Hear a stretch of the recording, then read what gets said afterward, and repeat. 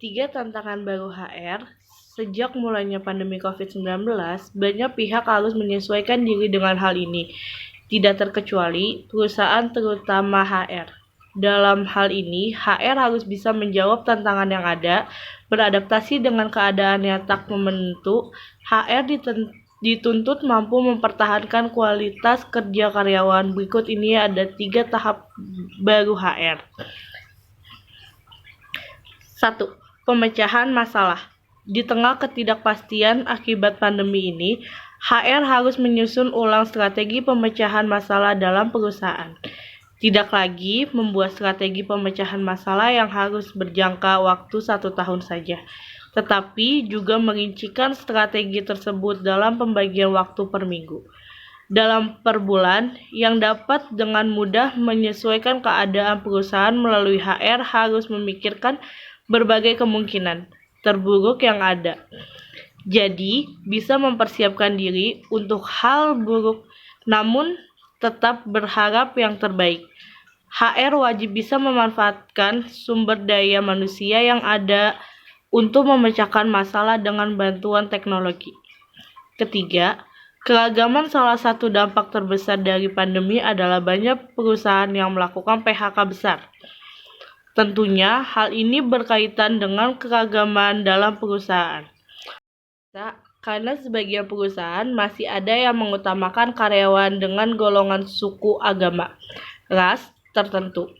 Hal ini menjadi salah satu tantangan HR yang banyak disoroti publik. HR harus bisa menerapkan keragaman dalam budaya perusahaan, melihat data yang real dan mengubahnya menjadi dampak bagi berkelangsungan perusahaan. Bukan hanya PHK, keragaman merupakan tantangan HR dalam hal merekrut, mempromosikan atau mendemosikan karyawan. Keragaman menjadi salah satu kunci utama dalam suksesnya perusahaan. Ketiga, ekspektasi karyawan. Tantangan terakhir adalah ekspektasi karyawan, yang berharap perusahaan bisa fleksibel dan mendukungnya dalam budaya kerja baru selama pandemi.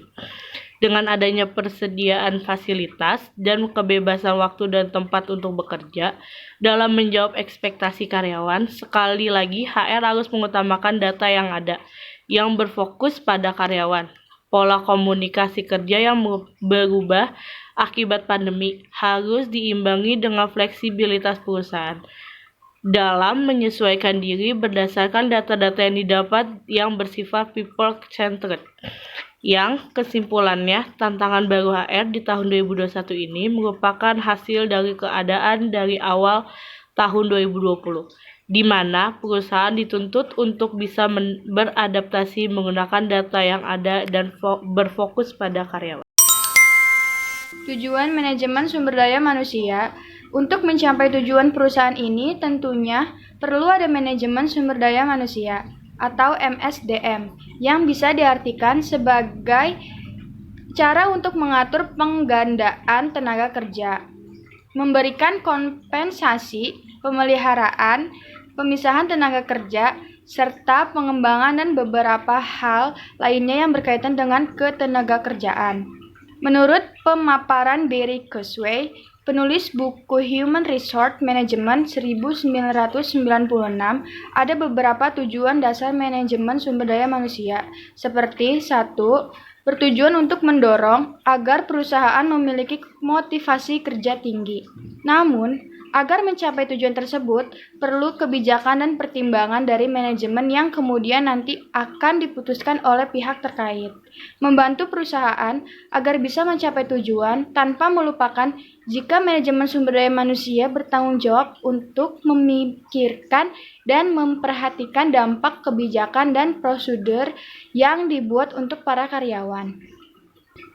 Perekrutan sumber daya manusia yang berkualitas dan menciptakan kondisi yang mendukung di sebuah perusahaan. Semakin banyak dan nyata dukungan yang diberikan, maka perusahaan juga akan berkembang dengan baik. Siapkan solusi untuk hal yang terduga maupun tidak terduga. Selain itu, perlu didasari jika peran manajemen sumber daya manusia sangat besar untuk membangun perusahaan terhindar dari situasi krisis yang bisa berdampak besar bagi banyak pihak. Manajemen sumber daya manusia juga memiliki media komunikasi antara para pekerja dan perusahaan karena tanpa disadari, jarak maupun faktor lainnya membuat komunikasi tidak dapat berlangsung dengan baik. Disinilah peran manajemen sangat diperlukan. Ada beberapa alasan pentingnya mengadaptasi teknologi pada HR. Kita memang tidak bisa mencegah terjadinya perubahan, namun kita selalu bisa mengontrol sikap dan reaksi terhadap perubahan tersebut. Tantangan divisi HR yang hadir di era digital akan membantu perusahaan Anda untuk beradaptasi dan menjadi lebih baik lagi. Perkembangan teknologi saat ini sudah sangat maju. Bahkan perkembangan teknologi ini mencakup segala bidang termasuk human resource. Salah satu perkembangan teknologi dalam bidang human resource adalah aplikasi bisnis software as a service atau SaaS berbasis cloud.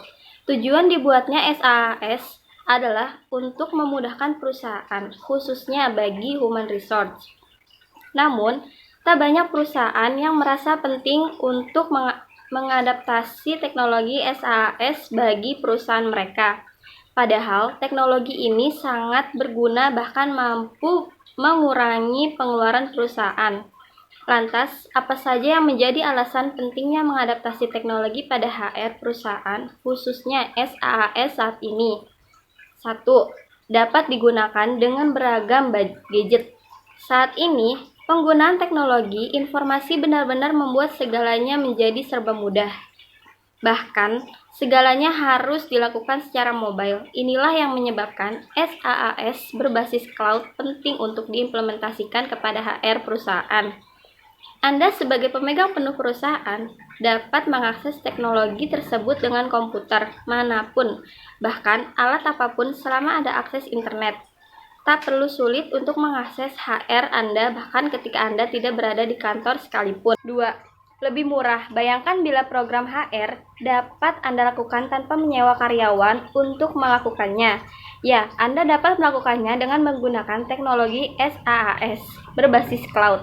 Aplikasi ini mampu mengatur segala kepentingan HR secara otomatis, mulai dari menghitung gaji hingga absen karyawan.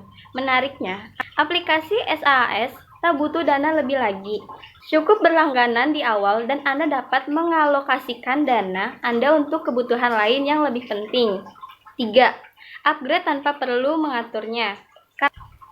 Karena berbasis cloud, tentu provider SaaS akan mengatur segala update dan upgrade untuk Anda. Tak perlu lagi bingung-bingung mencari page untuk mendownload update dari aplikasi tersebut. Selain itu, Anda tak perlu cemas dengan hardware atau software pendukung lain. Berbeda dengan aplikasi SaaS biasa yang mungkin saja butuh dua hal tersebut untuk mendukung kinerja versi terbarunya. 4. Memperkecil kesalahan manusia. Human error atau kesalahan manusia adalah salah satu faktor tak terduga yang menjadi penyebab gagalnya suatu perusahaan berkembang. Ketika hal ini Anda biarkan, bukan tidak mungkin kesalahan tersebut akan menyebabkan efek domino yang akhirnya berimbas pada kerugian. Salah satu bagian terpenting dalam perusahaan adalah human resource. Kesalahan kecil saja dapat menjadi salah besar. Misalnya, karyawan HR Anda salah memperhitungkan gaji karyawan. Mungkin karyawan Anda akan senang menerima gaji lebih, namun tentu hal ini akan membuat perusahaan merugi di kemudian hari. Hal yang sangat merugikan, bukan? Nah, disinilah penggunaan teknologi, khususnya SaaS dalam HR perusahaan sangat penting. Sistem otomatisnya akan membantu memperkecil kesalahan yang menyebabkan kerugian besar dan berkepanjangan. Sistem SaaS akan memudahkan Anda untuk mengatur semuanya tanpa kesalahan manusia.